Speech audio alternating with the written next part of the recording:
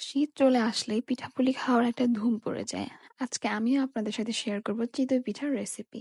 প্রথমে একটা পাতিলে পোড়ার মতো চালের গুঁড়ি নিয়ে তারপর এখানে ২ কাপ পরিমাণ পানি দিয়ে বড় কাপে ১ কাপ পরিমাণ আমরা এখানে আটা দিব আর ১ টেবিল চামচ পরিমাণ লবণ। এখানে আমরা ১ টেবিল চামচ পরিমাণ বেকিং সোডা দিব যাতে চিতই পিঠাটা পোড়ার মতো ফুলে। না ফুললে কিন্তু চিতই পিঠাটা খেতে ভালো লাগবে না। ভালোভাবে নেড়েচেড়ে নিতে হবে যাতে নিচে কোনো দলা বেঁধে না থাকে। তারপরে একটা মাটির পাতিলা আমরা ভালোভাবে গরম করে নেব ৫ মিনিটের মতন।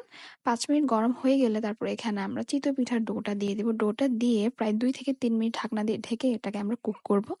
তারপর হয়ে গেলে এটাকে আমরা ভালোভাবে সাবধানে উঠিয়ে নেব। তারপর একটা পাতিলে এখানে ০.৫ কেজি পরিমাণ গরুর দুধ, ২ টেবিল চামচ পরিমাণ চিনি, ১ টেবিল চামচ পরিমাণ লবণ দিয়ে ভালোভাবে নেড়েচেড়ে নেব।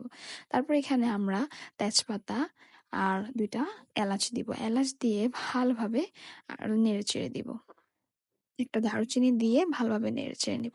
বলক ওঠা পর্যন্ত। বলক উঠে আসলে তারপর আমরা এখানে চিতল পিঠাগুলোকে ভেঙে দুধের মধ্যে দিয়ে দিব। দুধের মধ্যে আমরা সামান্য পরিমাণ নারিকেলও দিব। নারিকেল দিলে কিন্তু খেতে ভীষণ ভালো লাগে।